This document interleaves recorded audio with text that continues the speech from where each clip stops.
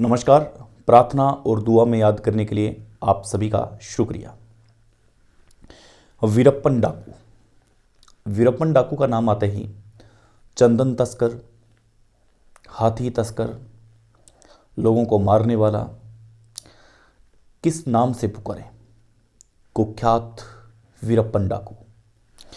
वीरप्पन डाकू के ऊपर ये इल्ज़ाम था कि 200 से ज़्यादा हाथी और 2000 से ज़्यादा हाथी और 200 से ज़्यादा आदमियों को ये मार चुका था। इसमें से 85 पुलिस के वो जवान थे। 2000 हाथियों को मारने का एक इल्ज़ाम था। ये हाथी के दांत निकालता, उनके पार्ट्स को महंगे दामों पर बेचता। खास बात ये थी कि हाथी को जब भी ये मारता तब गोली सीधा सिर में लगाता। सिर के बीच में ये सीधा एक ही गोली लगाता। अगर लग गई तो ठीक है, अगर हाथी की किस्मत अच्छी रही कि वो गोली साइड में से निकल गई तो फिर वो उस हाथी को नहीं मारता था। असूल का बड़ा पक्का था। आज वीरप्पन की वो कहानी जब साउथ का सुपरस्टार राजकुमार को किडनैप कर लिया था। एक ऐसे खूंखार व्यक्ति की कहानी, सच्ची घटना, जहां साउथ का सबसे बड़ा सुपरस्टार जिसको भगवान माना जाता है, रजनीकांत के बाद में, रजनीकांत से पहले राजकुमार को साउथ का भगवान माना जाता है, उसको किडनैप कर अपने साथ 100 दिनों तक रखा। क्या हुआ उस वक्त, हम इस पर आज चर्चा करते हैं। 18 जनवरी 1952 को एक सामान्य सा लड़का जन्मा। किसी को नहीं पता था कि 1952 में 18 जनवरी को एक ऐसा लड़का जो हैरान कर देने वाला होगा। हम इसकी अलग अलग कहानियां लेके आते रहेंगे, लेकिन आज हम बात कर रहे हैं राजकुमार की। इसकी पत्नी का नाम था मुद्दुलक्ष्मी। हम अभिनेता राजकुमार की बात करते हैं कि आखिर राजकुमार को जब किडनैप किया तो वो क्या मंजर था। वीरप्पन की ऐसी कई कहानियां जो हम आप तक लाते रहेंगे बीच में। साल 2000 में दक्षिण भारत के सबसे बड़े सुपरस्टार राजकुमार अपनी पत्नी, अपने प्रोड्यूसर और उनके साले साहब के साथ एक मंदिर में दर्शन करने गए हुए थे। जब वो वापस लौटते उससे पहले उन्होंने सोचा कि फार्म हाउस है और फार्म हाउस पर हम कुछ देर आराम कर लेते हैं। अब वीरप्पन को इस बात की खबर थी कि इसी रोड से वो गुजरेंगे। तब वीरप्पन और वीरप्पन के 15 साथी जो हथियार बंद थे वो एक सड़क पर इंतजार कर रहे थे। राजकुमार के ड्राइवर को ये पता नहीं था कि कोई उनका पीछा भी कर रहा है। राजकुमार अपने फॉर्म में चले जाते हैं और फार्म में जाने के बाद में वो चाय की चुस्की लेते हैं और अपने परिवार के साथ बैठ जाते हैं। जैसे ही वो अपने परिवार के साथ बैठते हैं, कुछ देर बातें करते हैं, तभी एक पतला दुबला पतला आदमी जिसके कंधे पर एक बंदूक लटकाई हुई है और वो दरवाजे पर आ खड़ा होता है। उसके साथ 15 हथियारबंद आदमी, उसमें से 5 आदमी मेन गेट पर रह गए और बाकी उसके साथ थे। वीरप्पन ने अंदर घुसते ही कहा कि घबराइए मत, मुझे लोग वीरप्पन कहते हैं। वीरप्पन उस समय कुख्यात हो चुका था। उस समय वीरप्पन को बच्चा बच्चा जानने लगा था। पूरे भारत देश में उसके इस कातिलाने हरकत को सभी जानने लगे थे। वीरप्पन ने कहा कि घबराने की कोई आवश्यकता नहीं है, मुझे लोग वीरप्पन कहते हैं। राजकुमार समझ गए थे कि अब उनके साथ क्या होने वाला है। जब उन्होंने देखा, राजकुमार ने कहा कि मैं समझ गया हूँ तुम यहाँ पे क्यों आए हो। मैं तुम्हारे साथ चलने के लिए तैयार हूँ, लेकिन तुम मेरे परिवार को कुछ मत करना। वीरप्पन ने कहा कि मैं इतना कमज़ोर नहीं हूँ जो महिलाओं पर और बच्चों पर हाथ उठाऊं। आप समझ ही गए हैं तो समझदार को इशारा काफ़ी है। राजकुमार ने कहा कि मैं चलने के लिए तैयार हूँ, कृपया करके मैं मेरी चश्मा ले सकता हूँ जिससे मुझे पढ़ने में आसानी होगी, रास्ता देखने में आसानी होगी। वीरप्पन ने कहा कि आप कष्ट न करें, चश्मा मैं खुद लेके आता हूँ। राजकुमार को वहीं बैठे रहने के लिए कहा और राजकुमार की पत्नी को कहा कि इनकी चश्मा लाइए और चश्मा दे दीजिए और पुलिस को फ़ोन करने की कोशिश मत करना, अगर कोशिश की तो अच्छा नहीं होगा। हम आपके पति को कुछ भी नहीं करेंगे, आपके पति हमारे साथ सेफ रहेंगे। बारिश का वो दिन था, ज़बरदस्त बारिश की बूंदें बरस रही थी और इधर राजकुमार के उस बंगले पर वीरप्पन आ खड़ा हुआ था। वीरप्पन की पत्नी घबराई हुई थी और वीरप्पन ने चश्मा देते हुए कहा कि आइए राजकुमार जी, अब हम चलते हैं। राजकुमार जी और राजकुमार के जो प्रोड्यूसर थे और जो साला साहब थे, उन तीनों को एक गाड़ी में बिठा लिया। जाते वक्त वीरप्पन राजकुमार की पत्नी के पास आते हैं और कहते हैं कि ये एक सीढ़ी है, इस सीढ़ी को आप अपने मुख्यमंत्री तक पहुंचा दीजिएगा। मेरी इसमें कुछ बातें हैं, वो आप तुरंत जब भी मिलें तब उनको ये सीढ़ी दे दीजिएगा। ऐसा कह करके राजकुमार को किडनैप करके गाड़ी में बैठा करके वो जंगलों में ले चुके थे।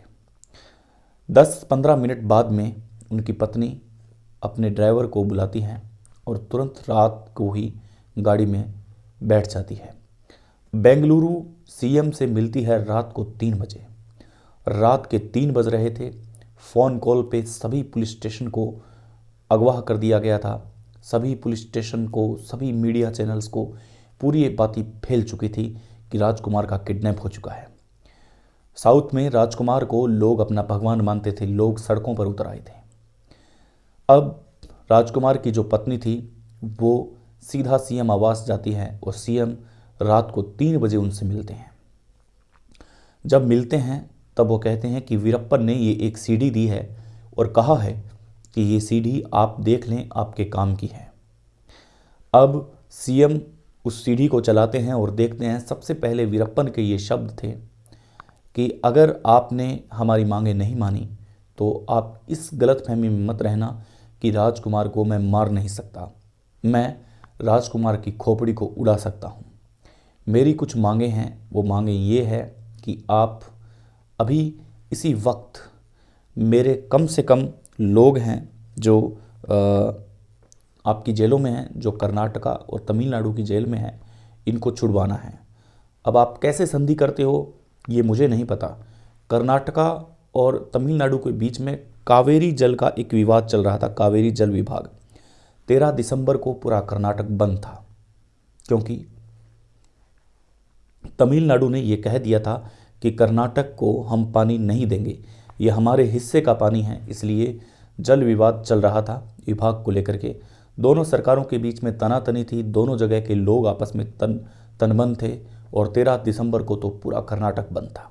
लेकिन इस बात से अपरिचित वीरप्पन ने ये शर्त रख दी थी कि आप, मुझे नहीं पता कि कैसे बात करते हो, आप अपनी सरकार से बात करें, आप तो अपनी सरकार के मालिक हैं, और आप तमिलनाडु की सरकार से भी बात करें और हमारे जो भी साथी है जेल के अंदर उनको छुड़ाने का एक प्रयास करें और हमें हमारे साथी आज़ाद चाहिए। कहते हैं कि 50 से ज़्यादा इसके साथी दोनों जेल के अंदर बंद थे जिनके ऊपर टाडा जैसा केस लगा हुआ था। अब उनको बरी करना था। अब बरी करने के लिए तो तमिलनाडु सरकार से बात करनी पड़ेगी। इधर विवाद चल रहा है, दोनों का बड़ा ही जोड़ और तोड़ निकला, लेकिन दोनों ही जगह राजकुमार को अपना भगवान माना जाता रहा। दूसरा था कि तमिल भाषा को एक स्थायी मान्यता दी जाए। तमिल भाषा को स्थायी मान्यता नहीं है, इसलिए स्थायी भाषा को मान्यता दी जाए। एक था कि तमिल के आंदोलन में जो भी शहीद हुए हैं उनके स्टेचू को लगवाया जाए और जो मेरे कैदी हैं साथी उनको छुड़वाया जाए। अब ये बातें सुनकर के सरकार पूरा का पूरा घुटनों पर आ गई थी। तमिलनाडु सरकार से कर्नाटका सरकार लगातार बात कर रही है, लगातार कह रही है कि ऐसे कैसे हो गया। दोनों ही जगह लोग सड़कों पर उतर आए हैं, दोनों ही जगह पूरे के पूरे शहर बंद हैं और सरकारों के पुतले फूंके जा रहे हैं कि सरकार से कुछ नहीं होगा, राजकुमार को छुड़ाना होगा। और राजकुमार उस वक्त साउथ के बहुत बड़े सुपरस्टार हुआ करते थे। इतने बड़े सुपरस्टार को अगर नहीं छुड़वाया तो ये कहा जाएगा कि राजकुमार को छुड़वाया नहीं है। एक ऐसा वीरप्पन था, कुख्यात वीरप्पन, जिसने कर्नाटका और तमिलनाडु सरकार को झुका दिया था। उन्होंने अपने जो कावेरी नदी का जो विवाद था वो एक साइड रखते हुए कैदियों को रिहा किया और जो जो मांगे थी वो मांगे उनकी मानी और 100 दिन बाद में राजकुमार को रिहा किया। राजकुमार बताते हैं कि जब वो जंगलों में उनके साथ रहा करते थे तब उनकी बहुत ही कदर किया करते थे। वीरप्पन हमेशा बुजुर्गों को जो सम्मान दिया जाता है वैसा ही सम्मान राजकुमार को दिया जाता था। कभी भी राजकुमार को परेशान नहीं किया जाता था, कभी भी राजकुमार को गलत नहीं बोला जाता था। राजकुमार को 100 दिन तक वहाँ रखा। इसके दौरान दोनों सरकारों ने एक फैसला किया कि हम एक पत्रकार को बीच का मुहैया बनाते हैं और उसको बाद में वो वहाँ तक पहुँचेगा और उनकी बातें हम तक लेके आएगा। जब एक पत्रकार को चुना जाता है वो कई मीलों तक चलने के बाद में वीरप्पन के अड्डे पर पहुँचते हैं। जब वीरप्पन के साथी उसको सड़क से रिसीव करते हैं तब उनकी आंखों पर पट्टी बांध दी जाती है और जब वहाँ खोलते हैं तब वो राजकुमार को देख करके एक ठंडी राहत लेते हैं। इसके बाद में जो भी उनकी मांगें थी वहाँ से वो इंटरव्यूज़ के ज़रिए बाहर आते थे, वही सिलसिला आंखों पे पट्टी बांध के बाहर आना। जब वीरप्पन को ये लगा कि अब सरकार घुटनों पर आ चुकी है, अब कुछ मेरी मांगों का हो सकता है, तब उसने अपनी मांगों को बढ़ा दिया था, अपनी मांगों की लिस्ट को बढ़ा दिया था। लेकिन दोनों ही सरकारों की सूझबूझ से साउथ के भगवान राजकुमार को छुड़वा लिया था और 100 दिन बाद वो वीरप्पन के चुंगल से बचकर आ चुके थे। ऐसी थी खौफनाक छोटी सी कहानी वीरप्पन की। कल फिर मिलेंगे एक नई कहानी के साथ। तब तक के लिए नमस्कार, जय हिंद।